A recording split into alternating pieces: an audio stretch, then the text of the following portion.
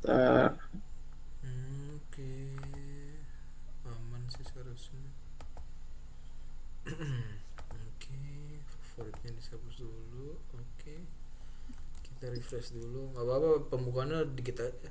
Nanti gue dikit jelasin. aja ya. Ah, Oke, siap. Untuk ininya Lan, ini di gua belum muncul ya. oh belum muncul ya? Mm-mm. Oke,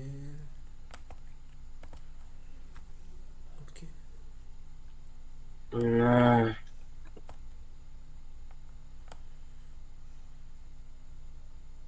kali ini lancar nih. Wah, oke, gua rekam juga ya. Wait, bentar, gue udah nggak kurang kelihatan. Hmm.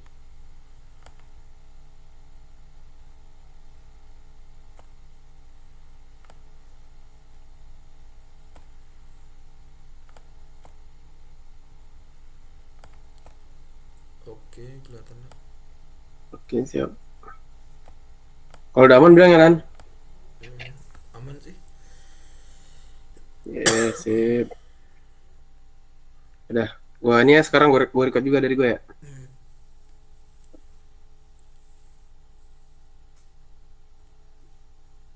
Assalamualaikum warahmatullahi wabarakatuh.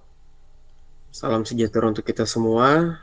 Pada kesempatan kali ini, kami dari kelompok 6 ingin menjelaskan proyek kami yang dibuat untuk memenuhi kebutuhan tugas pada mata kuliah rekayasa perangkat lunak. Dan pada kesempatan kali ini, kami dari kelompok 6 bekerja sama dengan Dinas Pariwisata Kota Tangerang Selatan untuk pembuatan web ini. Baiklah, sebelum kami memperkenalkan lebih lanjut, menginformasikan lebih lanjut terkait proyek ini, uh, kami tentunya harus memperkenalkan diri terlebih dahulu. Saya persilakan untuk rekan kami Brian untuk memperkenalkan dari kelompok 6 itu sendiri. Terima kasih. Eh, Kelompok 6 ini terdiri dari 3 orang. Yang pertama Aldiandra Saputra, yang kedua ada Dilan Caniago, yang ketiga ada saya sendiri, Brian Pratama Selvi. Oke, baiklah. Untuk anggota kelompok sudah disampaikan oleh rekan kami Brian. Kemudian selanjutnya saya akan memberitahukan untuk judul proyek yang kami buat ini, yaitu penerapan metode waterfall dalam pembuatan web aplikasi informasi wisata Kota Tangerang Selatan untuk meningkatkan minat kunjungan wisata. Nah, pada kesempatan kali ini, tadi juga sudah kami sebutkan bahwa kami dari mahasiswa Unpam bekerja sama dengan Dinas Pariwisata Kota Tangerang Selatan.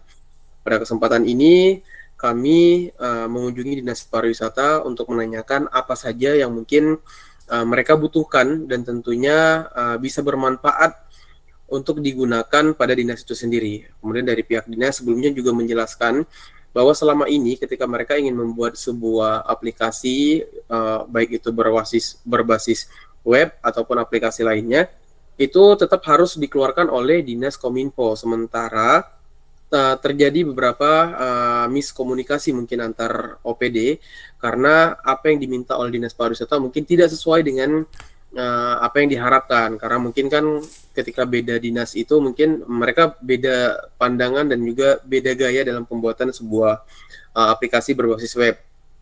Nah, pada kesempatan kali ini kami coba untuk menawarkan solusi tentunya. Kami tanyakan apa nih yang mungkin pengen Dinas Pariwisata itu buat tampilannya seperti apa, isinya seperti apa, dan kemudian juga untuk terobosan-terobosan ide-ide dari mereka seperti apa. Nah, agar apa yang nanti mereka inginkan tersebut bisa kami wujudkan dalam sebuah aplikasi berbasis web ini.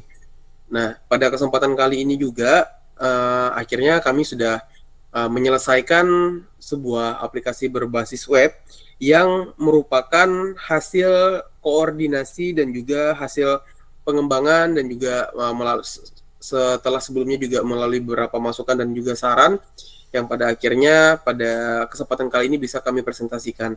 Selanjutnya akan dijelaskan oleh rekan kami Dilan Caniago. Kami persilakan. Terima kasih Bang Aldi. Di sini saya Dilan Ceniago akan menjelaskan sedikit tentang tampilan UI dari si web daya tarik wisata Kota Tangerang Selatan. Nah, di sini ada beberapa fitur salah satunya fitur tema gelap dan tema terang. Di sini kita tinggal klik aja nih bagian sini di pojok sebelah kiri. Nah, kalau emang silo atau segala macam kita bisa memakai tema gelap ini gitu. Jadi kalau misalkan kita mau pakai tema terang tinggal klik lagi aja di bagian sininya gitu. Nah, di sini kami membuat navigasi bar seperti beberapa kecamatan seperti Ciputat, Ciputat Timur dan lainnya gitu. Di sini juga ada favorit saya. Jadi ketika si user pengen memfavoritkan atau mengarsipkan sebuah destinasi gitu. Jadi nanti akan timbul di sini gitu. Di sini juga ada statistiknya.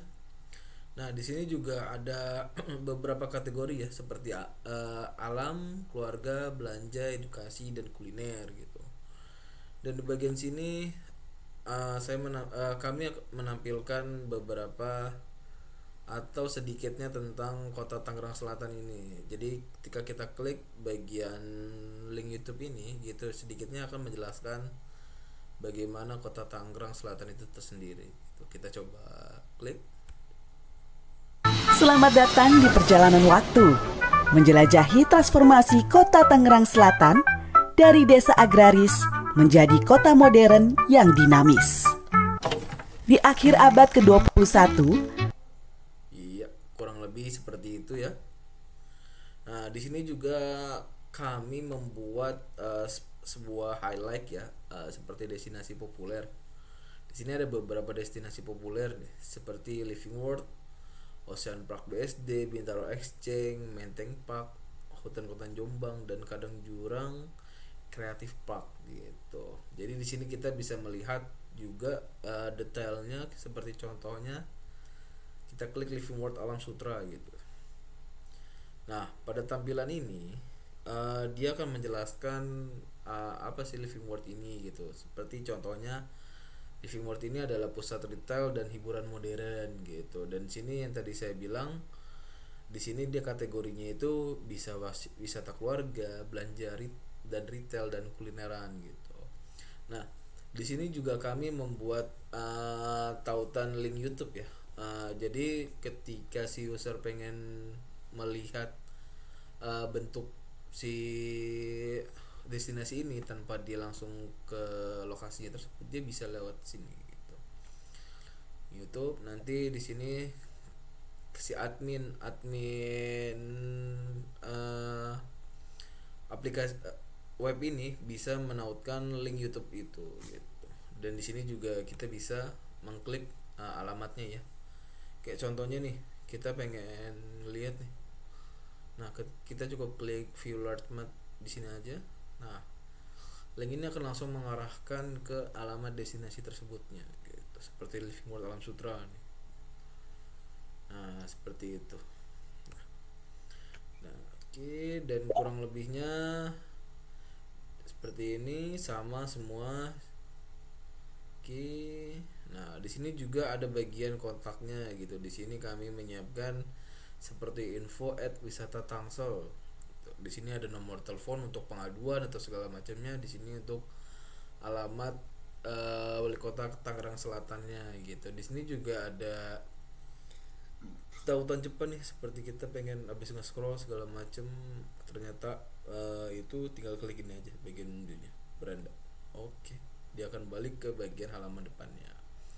Nah, di sini saya tadi menyebutkan ada bagian favorit saya gitu atau arsip ketika si user itu pengen menyimpan sebuah destinasi gitu. Nah, contohnya saya pengen menyimpan hutan kota Jombang gitu. Cukup klik bagian tanda love di sini. Oke, nanti otomatis dia akan ada di bagian sini. Nah, seperti ini nih contohnya gitu. Nah, di sini juga ada bagian statistik. Nah, statistik ini fungsinya apa sih? Statistik ini fungsinya untuk bisa si user bisa melihat ada berapa sih daya tarik wisata yang ada di kota Tangerang Selatan ini, dan juga bisa melihat total daya wisata yang dia favoritkan gitu. Atau misalkan kayak tadi kan kayak saya memfavoritkan hutan kota Jombang gitu, nanti akan timbul di sini gitu. Dan di sini ada kategorinya dan di sini ada kecamatannya gitu.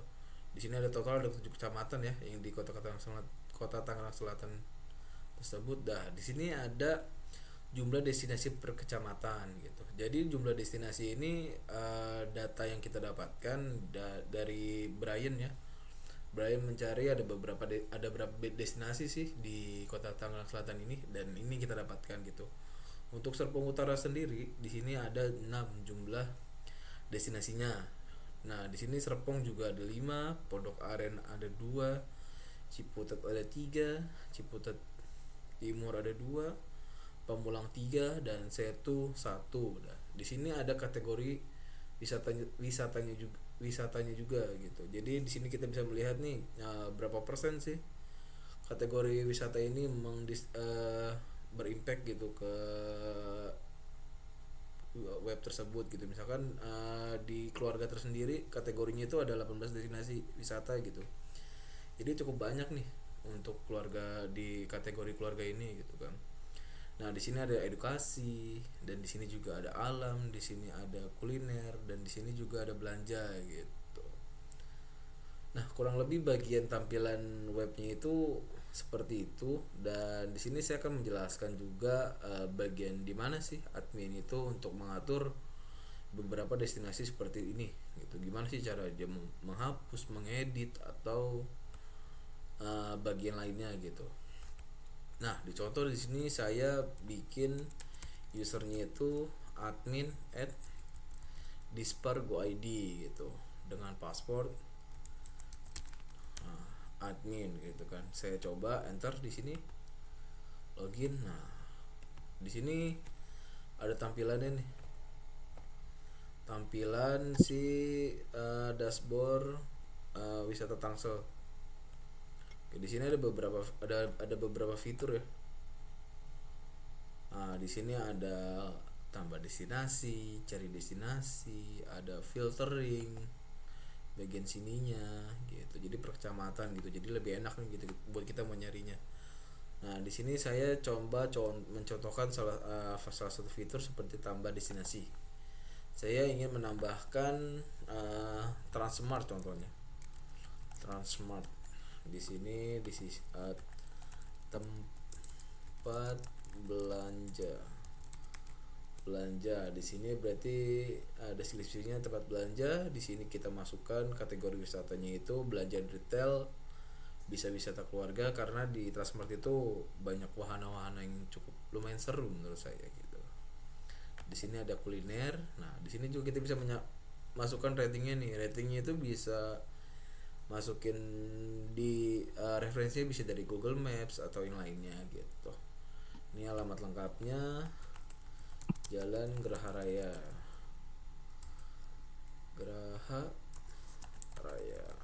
kecamatannya itu Pondok Aren. Nah, di sini juga bisa si admin bisa mencantumkan URL video dari YouTube, dan sini dan Google Maps-nya gitu dengan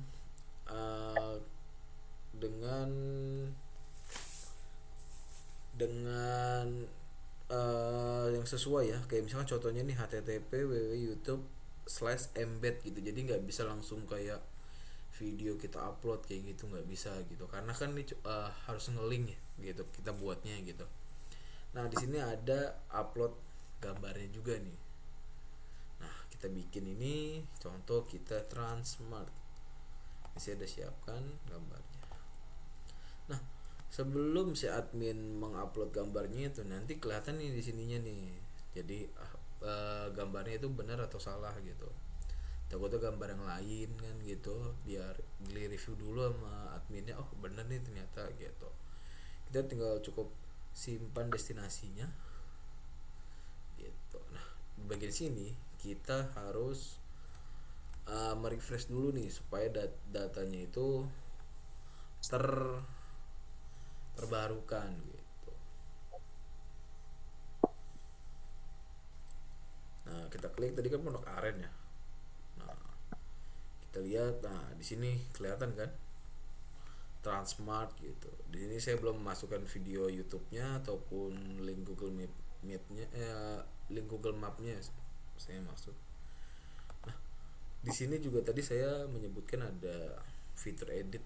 Nah, edit nih misalkan kayak mau ngedit namanya, deskripsinya, kategori wisata, alamat atau dan lain-lainnya gitu. Dan sini juga kita bisa menghapus ya destinasinya. Ternyata destinasi ini kurang cocok nih, ataupun destinasi ini udah lama nggak ada nih, kita bisa hapus ya. Gitu. Nah, bagian sini kan masih ada nih. Kita harus merefresh dulu supaya si web ini bisa mengambil data dari si dashboard adminnya tadi gitu, atau dari database tersebut. Kita refresh.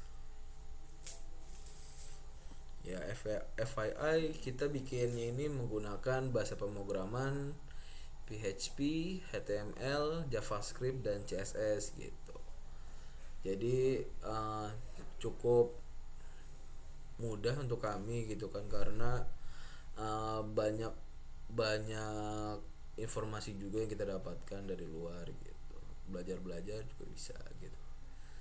Kita balik lagi ke topik. Nah, di sini udah nggak ada lagi kan Transmartnya itu. Nah, kayak gitu. Kurang lebihnya kayak gitu sih. Di sini kita misalkan contoh living word. Nah, kita bisa kelihatan kan. Jadi nggak usah nge-scroll ke bawah capek-capek gitu kan, cari satu-satu gitu. Nanti nggak ada, matanya juling gitu kan. Agak repot nanti. Nah, di sini kita filtering by misalkan Ciputat ataupun yang lain-lainnya gitu. Kurang lebih untuk saat ini fiturnya itu. Dan di sini juga kita ada bagian kalau misalkan udah selesai segala macam, tinggal di logout aja gitu. Jadi ini ada informasinya di sini gitu kan, siapa sih yang login gitu kan pada saat itunya. Di sini karena ini kita pakai admin @dispargo.id, jadi timbulnya ini gitu. Nah, kita logout, kita balik lagi ke bagian konsol adminnya gitu ya. Kurang lebihnya itu penjelasan dari saya kembalikan lagi ke Bang Aldi. Oke, terima kasih rekan Dilan untuk penjelasannya. Baik Ibu, kami rasa juga untuk dari segi tampilan, kemudian juga cara dari sisi admin untuk mengedit, kemudian menambahkan gambar dan lain sebagainya juga sudah kami jelaskan. Dan juga perlu kami informasikan bahwa website ini memang merupakan keinginan dan juga arahan dari Dinas Pariwisata itu sendiri. Karena sudah banyak sekali perubahan yang tentunya dilakukan untuk memenuhi keinginan dari Dispar. Nah, kemudian juga kenapa tadi ada dua mode, yang mode gelap dan terang? Karena biasanya pada saat mereka mempresentasikan sebuah project itu, ketika mereka memerlukan untuk dokumentasi, kadang ketika layar tersebut menggunakan mode terang, maka akan menjadi backlight untuk para peserta. Kemudian mereka berinisiatif, bisa nggak kalau misalkan dari teman-teman Umpam ini bikin mode gelap, karena pada saat nanti menjelaskan kepada peserta dan dibutuhkan untuk dokumentasi, kita bisa menggunakan mode gelap agar project kita yang sedang dijelaskan itu juga bisa terbaca dengan baik, dan juga untuk para audiensnya juga bisa terdokumentasikan dengan baik. Itu mungkin salah satu alasan kenapa di sini kami menyediakan dua mode sesuai dengan permintaan dari Dinas Pariwisata. Mungkin untuk secara teknis juga tadi sudah dijelaskan bahasa pemrograman yang digunakan ada apa saja, kemudian juga tempat-tempat wisatanya apa saja. Ini untuk tempat wisata itu sendiri merupakan informasi juga yang dicari oleh rekan kami Brian Pratama Selby, karena di sini juga kita punya 7 kecamatan yang setiap kecamatannya itu berbeda-beda untuk daya tarik wisatanya. Kami rasa sekian penjelasan dari kelompok kami, kelompok 6, Ibu. Terima kasih banyak atas arahannya juga dan juga pembelajaran yang telah kami terima pada mata kuliah rekayasa perangkat lunak ini sendiri. Semoga hasil proyek kami ini nanti bisa berguna, tentunya tidak hanya untuk Dinas Pariwisata juga, tetapi untuk masyarakat Kota Tangerang Selatan pada umumnya. Akhir kata kami ucapkan billahi taufiq wal hidayah. Wassalamualaikum warahmatullahi wabarakatuh.